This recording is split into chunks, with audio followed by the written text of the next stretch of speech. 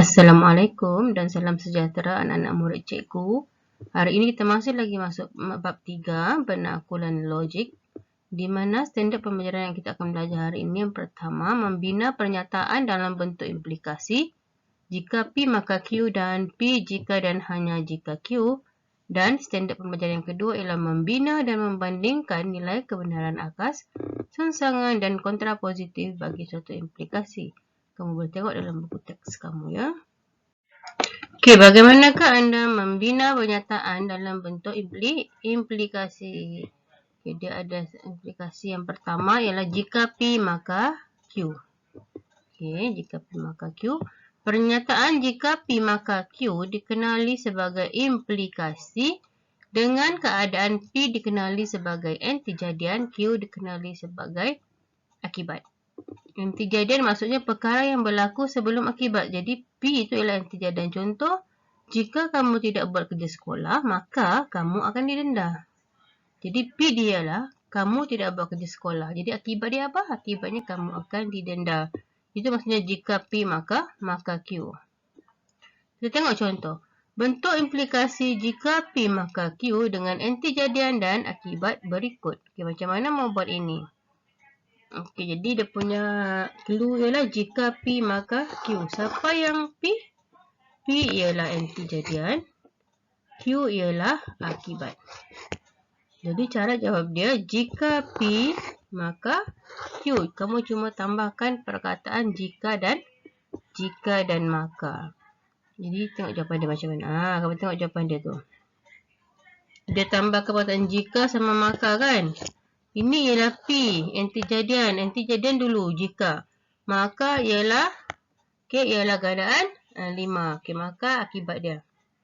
Ingat tu, jangan terbalik. Jangan kamu buat akibat dulu di sini, Q di sini, P di sini. Salah tu, mesti P yang jika, Q yang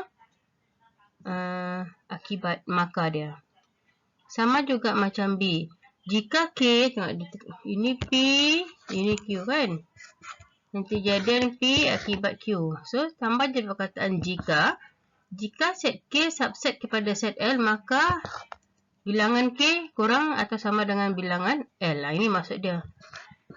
K ada dalam L. Itu maksudnya subset. Okey, cuma kamu tukar pada perkataan jika sama maka. Okey, senang saja kan? Okay, kita teruskan. Contoh 9. Tentukan antijadian dan akibat daripada implikasi jika P maka Q. Okey, dia sudah bagi sudah. Jika X ialah faktor bagi 16, maka X ialah faktor bagi 64. Jika P, yang ini P, maka yang ini Q. So, mana antijadian? P ke Q? Ingat, P ke Q antijadian? Mesti P antijadian, Q ialah akibat.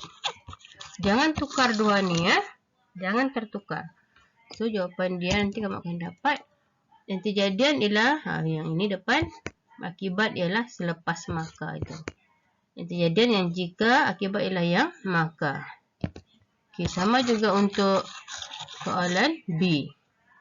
Okay, B pun sama. Kamu tengok, jika X tolak Y lebih besar daripada kosong, maka X lebih besar daripada Y. So, antijadian ialah yang jika, maka ialah yang akibat dia. Itu saja jawapan dia. Okey, senang saja kan? Kita teruskan implikasi yang kedua. Tadi jika P maka Q, sekarang P jika dan hanya jika Q. Okey, apa itu? Kita tengok. Okey. Selain implikasi jika P maka Q yang kita buat tadi, implikasi P jika dan hanya jika Q juga kerap digunakan dalam penakulan logik. Implikasi P jika dan hanya Q terdapat dua implikasi di sana. Yang pertama jika P maka Q, yang kedua jika Q maka P. Dikasih terbalik saja. Jika P maka Q, yang kedua jika Q maka P. Okay, dia kasih terbalik gitu saja. Kita tengok Okey, contoh 10. Bentuk implikasi P jika dan hanya jika Q bagi implikasi yang berikut. Okey. Ada dua implikasi. Implikasi pertama, implikasi kedua. Pertama, jika K ialah nombor perdana, maka K mempunyai dua faktor sahaja. Jika K mempunyai dua faktor sahaja, maka K ialah nombor perdana. Apa yang kamu nampak di sana? Dia tukar sudah kan? Okey, dia tukar sudah ni. Jika P, ini P, maka Q. Jika P, maka Q. Yang implikasi kedua, jika Q, maka P. Yang ini. Yang pertama, yang kedua. So, apa jawapan macam mana tulis? Itu cara tulis dia.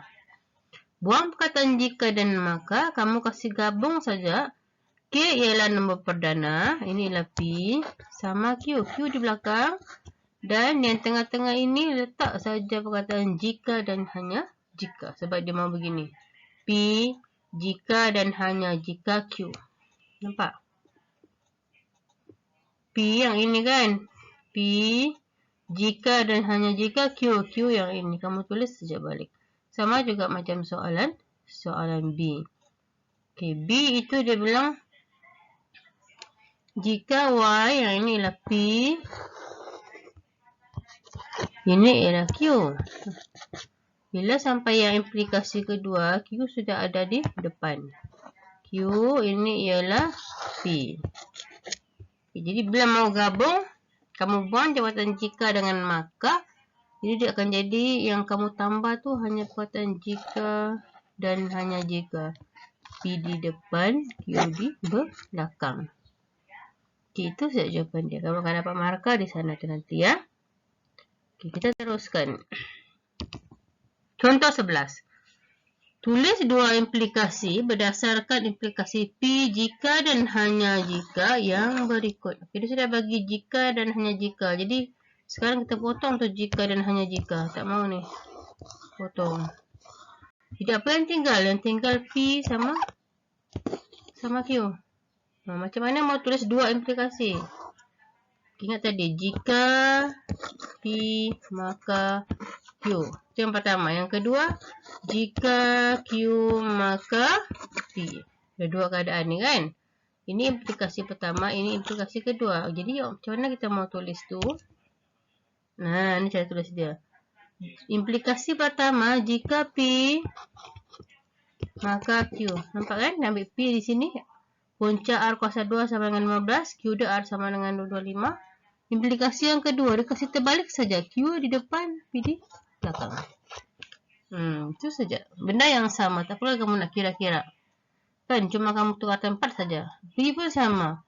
Buang perkataan jika dan hanya jika nak mau. Jadi, gantikan dengan jika dan maka. Ini P, ini Q.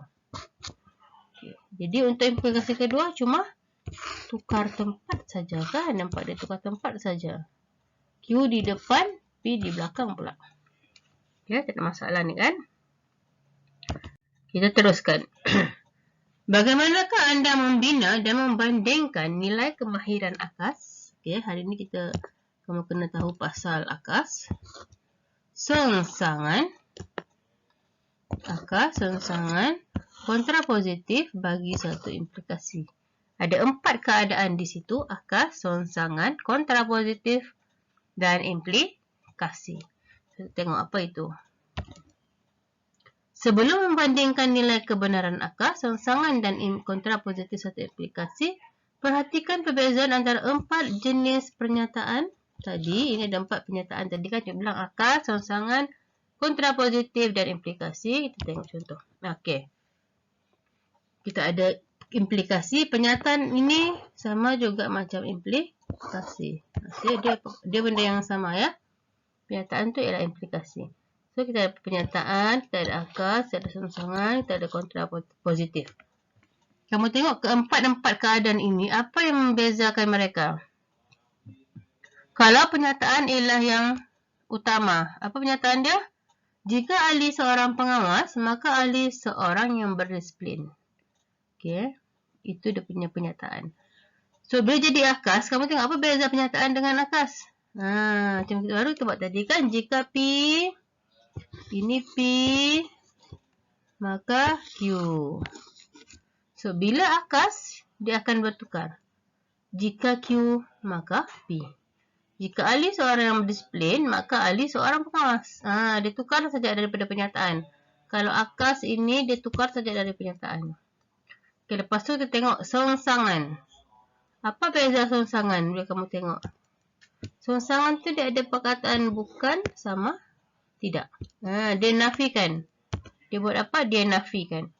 Jika Ali bukan seorang pengawas, maka Ali seorang yang tidak berdisiplin. Dia tengok dari mana? Dia tengok dari pernyataan. Okay, sama macam pernyataan, cuma dia tambahkan perkataan bukan dengan tidak. Bukan dan tidak. Jika Ali bukan seorang pengawas, maka Ali seorang yang tidak berdisiplin. Itu ialah songsangan. Apakah kontrapositif? Kontrapositif pula, kalau akas tadi, kita terbalikkan pernyataan. Kalau kontrapositif, kita terbalikkan songsangan. Kamu tengok kontrapositif dengan songsangan tu, diterbalikkan.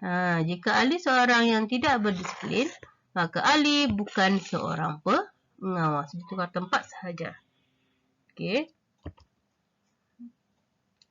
Jadi secara generalisasinya, pernyataan ialah jika P maka Q. Bila sampai akas, jika Q maka P. Dia tukar tempat, sudah Q sama P. Nampak P dah pergi maka, Q dah pergi jika. Untuk songsangan pula, itu ialah ini. Apa maksud yang gini tu macam ulat tu? Itu maksudnya bukan. Itu ialah penafian dia, bukanlah. Ataupun tidak. Jadi, jika bukan P, maka bukan Q. Dia daripada pernyataan, cuma ditambahkan perkataan bukan ataupun tidak. Jadi, jika bukan P, maka bukan Q. Itu ialah songsangan. Kontrapositif, jika bukan Q, maka bukan P. Daripada songsangan, dia tukar tempat. Ini jadi maka, ini jadi jika. Okey, boleh faham tu kan? Kita teruskan. Contoh 12. Tulis akas, songsangan dan kontrapositif bagi implikasi yang diberikan berikut. Tengok A.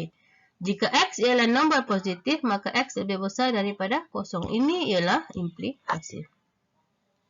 Kita punya soalan tu ialah implikasi ataupun pernyataan. Jadi tengok jawapan dia. Ini ialah pernyataan. Pernyataan tu dari mana ambil? Daripada soalan. Sama kan? Jika X ialah nombor positif, maka X ialah lebih besar daripada kosong. Tengok dia ambil daripada soalan sana. Okey. Pernyataan settle. Siap.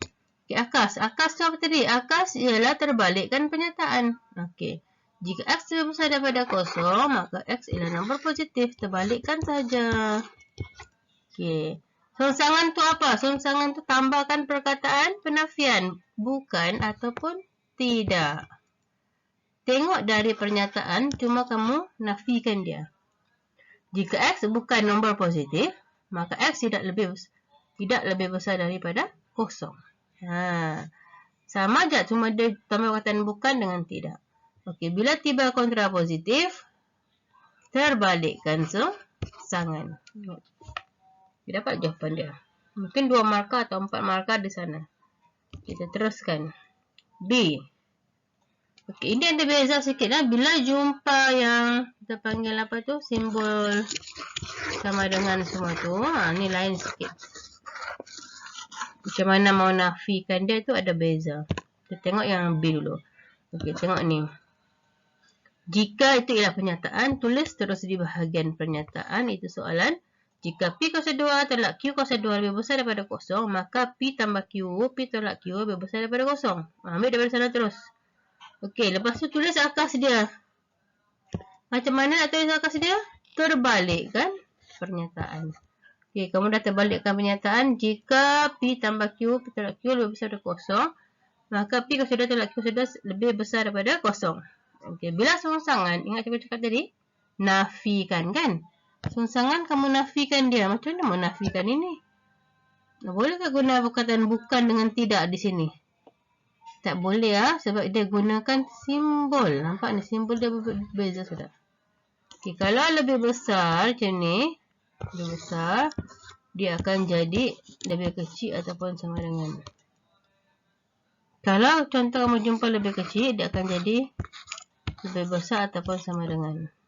Kalau kamu jumpa perkataan sama dengan, dia akan jadi tidak sama dengan. Itu dia punya penafian dia. Tak perlu tulis perkataan bukan ataupun tidak. Ini kena tahu ni. Kena mau tahu, buat latihan lama-lama kamu tahulah. So tengok sini, dia bilang lebih besar, jadi sangsangan dia akan jadi lebih kecil atau sama dengan. Sama dengan ini. Ini pun sama, lebih besar akan jadi lebih kecil atau sama dengan. Okey. Penafian dia. Bila tiba kontrapositif, senang sahaja kamu terbalikkan sahaja sangsangan. Dapatlah jawapan. Okey, harap kamu faham. Kamu boleh ulang-ulang tengok yang cikgu rakam ni supaya kamu faham. Kita tengok soalan yang C. Soalan C, jika X, ini guna sama dengan. Ingat contoh tadi. Kalau sama dengan kawan dia, tidak sama dengan. Gitu. Okey. Tengok jawapan dia. Okey. Pernyataan ambil dari mana? Ambil dari soalan. Okey, itu pernyataan. Bila akas kita tengok pernyataan cuma tukar tempat sahaja kan? Okey, ini dah tukar tempat. Tak ada masalah sudah juga rasa. Sangsangan. Tengok pernyataan juga cuma jadikan dia penafian. Sama dengan dia akan jadi tidak sama dengan macam ni. Maka X sama 1 pun tidak sama dengan 6. Jadi bila tiba kontrapositif, kamu tukar tempat sahaja dia. Okey? Kita teruskan. Tengok rancangan minda 3. Okey, cuba laju je sikit ni. Lembaran aktiviti dia. Ini kita nak tentukan nilai kebenaran dia. P itu apa? P itu apa? P ialah anti-jadian. Sama dengan P. Q ialah akibat. Q ialah akibat ya. P anti-jadian, Q akibat. Okey. Kita tengok dulu ni. Pernyataan ni sudah bagi. Jika 12 ialah nombor genap, maka 12 boleh dibagi tepat dengan 2. Jadi dia punya akas dia akan jadi terbalik. Sangsangan dia kamu kena tambah perkataan bukan ataupun tidak. Tengok nampak. Okey, jadi kontrapositif dia kamu cuma tukar tempat saja sangsangan itu kan. Jadi kita tengok benar atau tidak. Bila benar-benar, maka semuanya dia akan jadi benar. Kamu tengok ini saja. Kalau P sama Q dia ada benar, maka semua ini akan jadi benar. Okey. Cuba kita tengok B. Pernyataan, jika 50 ialah gandaan 10, maka 50 ialah gandaan 20. Okey, kalau akas dia jadi terbalikkan pernyataan. Kalau sangsangan, kita tambah perkataan bukan atau bukan. Okey. Dan kontrapositif kita terbalikkan dia. Terbalikkan sangsangan.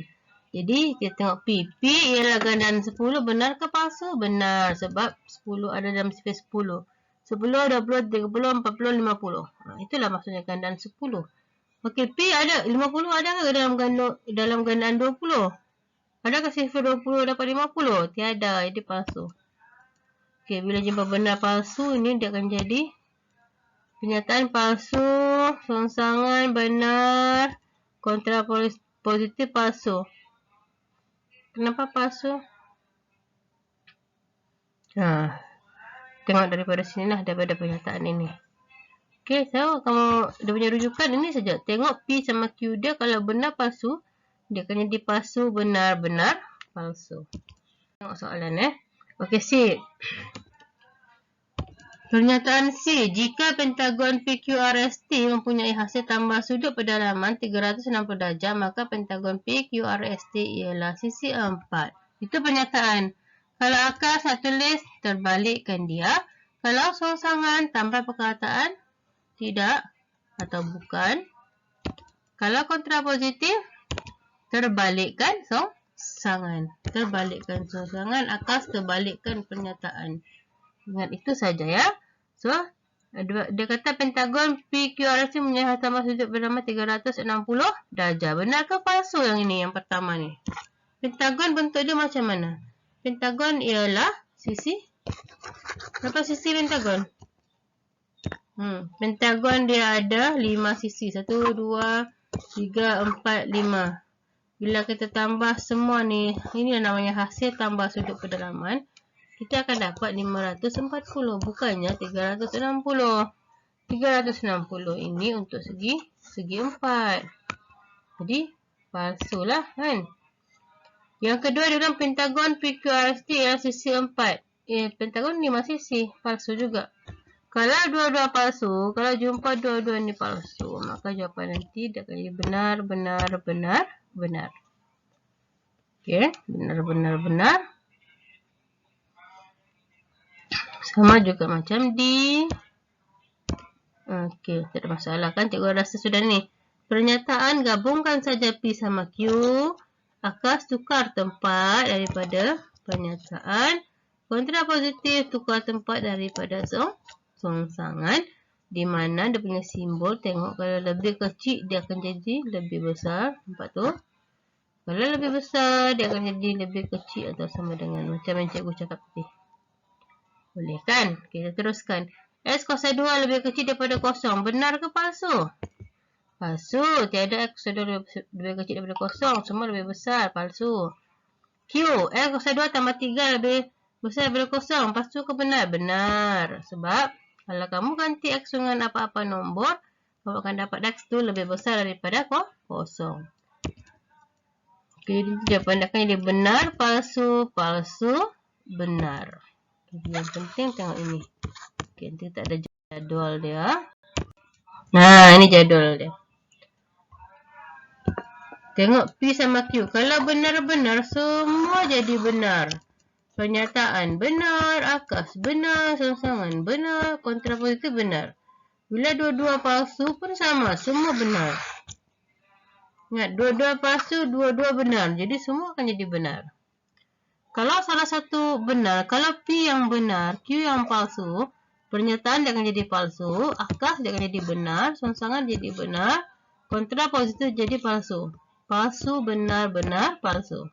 Tapi kalau P palsu, Q benar, dia akan jadi pernyataan itu benar, akas palsu, songsangan palsu, kontrapositif pun, kontrapositif adalah benar. Okay. Okay, jadi kita teruskan. Secara kesimpulannya, nilai kebenaran implikasi jika P maka Q adalah sentiasa benar. Kecuali P benar dan Q palsu dalam masa yang sama. Jadi, rujuk jadual.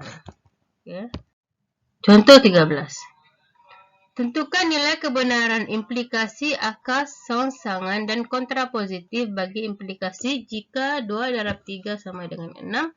Maka 8 tolak 2 darab 3 sama dengan 18. Mula-mula kita tentukan dulu.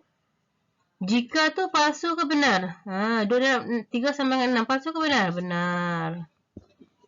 2 darab 3, 6 kan? Benarlah. Maka 8 tolak 2 darab 3, 18. Benar ke? 2 darab 3, 6. Jadi 8 tolak 6, 2. Jadi palsu. Okay, sekarang kita tahu satu benar, satu palsu. Rujuk jadual. Rujuk jadual ini. Benar palsu. Mana benar palsu? Ini benar palsu. Jadi nanti jawapan dia. Implikasi akan jadi palsu. Akas akan jadi benar. Ini benar. Okey, nampak. Songsangan pun akan jadi benar. Kontrapositif dia akan jadi palsu. Jadi jawapan bergantung pada pernyataan. Pada implikasi. Tengok yang rujuk yang ini. Jangan rujuk yang lain yang di bawah ni. Rujuk yang atas je. Baru kamu akan dapat jawapan dia ini. Okey. Sama juga contoh seterusnya. Tentukan nilai kebenaran implikasi, akas, songsangan dan kontrapositif bagi pernyataan berikut. Jika 6 ialah faktor bagi 9, maka 9 boleh dibagi tepat dengan 3. Jika P, maka Q. Okey. Tengok P. 6 ialah faktor bagi 9. Betul ke? Apa maksud dia tu? Adakah nombor apa-apa? Ada 6 dapat 9. Tiada kan? Jadi ini ialah palsu. Yang kedua, 9 boleh dibagi tepat dengan 3. Benar ke palsu? Benar. Sebab 9 ada dalam sifar 3. 3, 6, 9. Dan 3, 9. Jadi ini benar. Apa-apa hal, kita rujuk jadual kan? Palsu benar. Cari mana palsu benar. Mesti P dia palsu, Q dia benar. Ini. Jadi nanti penyataan dia jadi benar. Penyataan jadi benar. Akas jadi palsu. Rungsangan jadi palsu. Dan kontrapositif jadi benar. So, dapat benar, palsu, palsu. Benar. Tengok ini. Mesti rujuk daripada pernyataan ataupun implikasi. Kalau dia tulis kat sini pernyataan pun sama lah tu. Maksudnya pernyataan dan implikasi itu adalah benda yang sama. Okay, jadi ini sahaja cikgu rasa untuk hari ini. Cikgu rasa kamu boleh faham. Kalau kamu tak faham, kamu ulang balik tengok. Dan kamu boleh tanya cikgu. Okay. Okay, terima kasih dan jumpa lagi. Assalamualaikum.